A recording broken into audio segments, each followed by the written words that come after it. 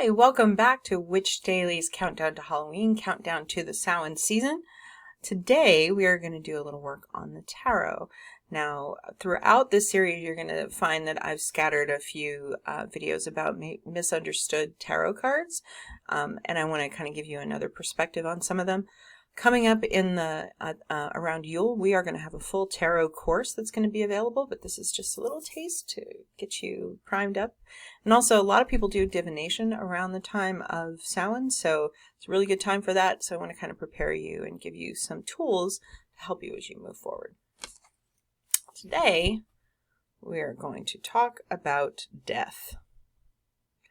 And death is important because, a lot of what we're doing when we talk about death around Samhain is we're dealing with death, right? So the death card, so you can kind of see that again. This is from, this is the traditional card, the Smith-Waite cards.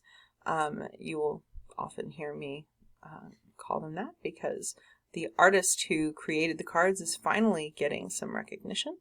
Her name was Pamela Smith.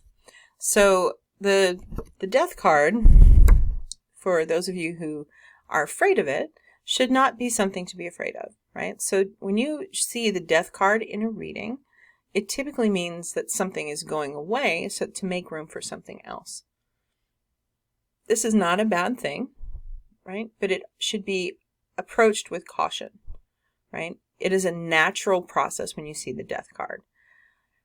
If you see a different card, like the Tower card, right? That is less of a natural process and more of a judgment or something that is happening as a reckoning, right? So this is an end that is catastrophic. This is an end that is natural, typically. Can come from this is death riding on his white horse as he goes into battle, carrying the Rosicrucian flag. But this is, this is a death or an ending that could be predicted, right? So if you see this card in a reading, don't think, oh my God, I'm going to die. That's not what it means. It doesn't necessarily mean that anyone's going to die. It means something has to end. It means that something is done. Something's over with, right? I, myself, when I was working at one of my, I had a university job many years ago, and when I was working at that university, I would do readings for myself, and I would get death card all the time. And it was very frustrating to me because I wanted so badly for that job I wanted to be successful at that job. And yet I was always unhappy at it. So I would get this card all the time and I would just be like, what do I need to do? What do I need to stop? And what I thought was happening was it was telling me to stop doing something so I could be happy. But what it was really telling me was it was time for me to be done with the job. The job had done for me everything it could do. There was nothing else for me to do with that job. I had to give in and be ready for something new. And that was really, really scary. So when you see the death card show up in a reading, recognize that what it's asking you is what's finished, right? What do you need to bury?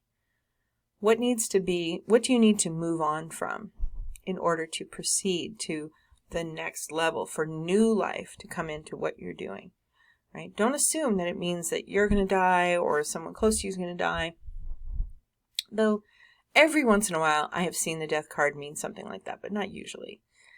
I've only ever seen it if it's a death that is expected, right? If somebody's ill, one of your pets is ill, then it might mean, yes, something is shifting.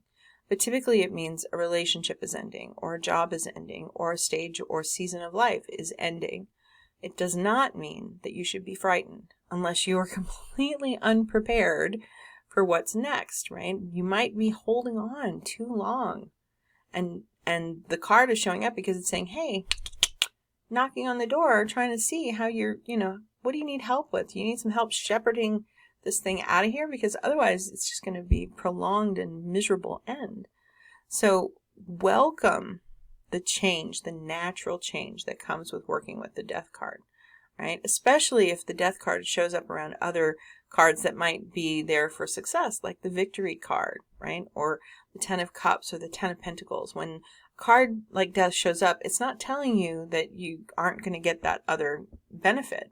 It's telling you something has to end in order for the other thing to happen, right? So that there's a connection between new life and old life. And for the new to come in, the old has to go. So that is, for me, the most common understanding of the death card when it shows up. And just to give you a little more context, so if you get the card right side up, it means, you need to pay attention to what needs to go. If you get the card upside down, it means it's not quite here yet, right? The potential is there, but it hasn't happened yet. So always be on the lookout when cards are reversed. It usually means that the presence is kind of hanging around, or the change is hanging around, but the impetus has not happened yet. So be careful. We are doing these countdown to Samhain, countdown to Halloween, 31 days to get you ready and get you all in the witchy spirit as we move forward. I hope you are enjoying these videos. I am having a fantastic time making them for you. If you have any questions or there's something in particular you'd like us to cover, please write to us at witchdailymedia@gmail.com, or you can write to me directly at marianne@witchdaily.com, and I will respond and hopefully get back to you either on these videos or on the website through our Ask Mama Witch or through our blog. So I hope you're enjoying it. We're having a great time, and if you want to subscribe, you can get these every day in your inbox. Just go to witchdaily.com, and we will see you here next time. Have a wonderful, pumpkin-filled, witchy-filled day, and we'll see you tomorrow.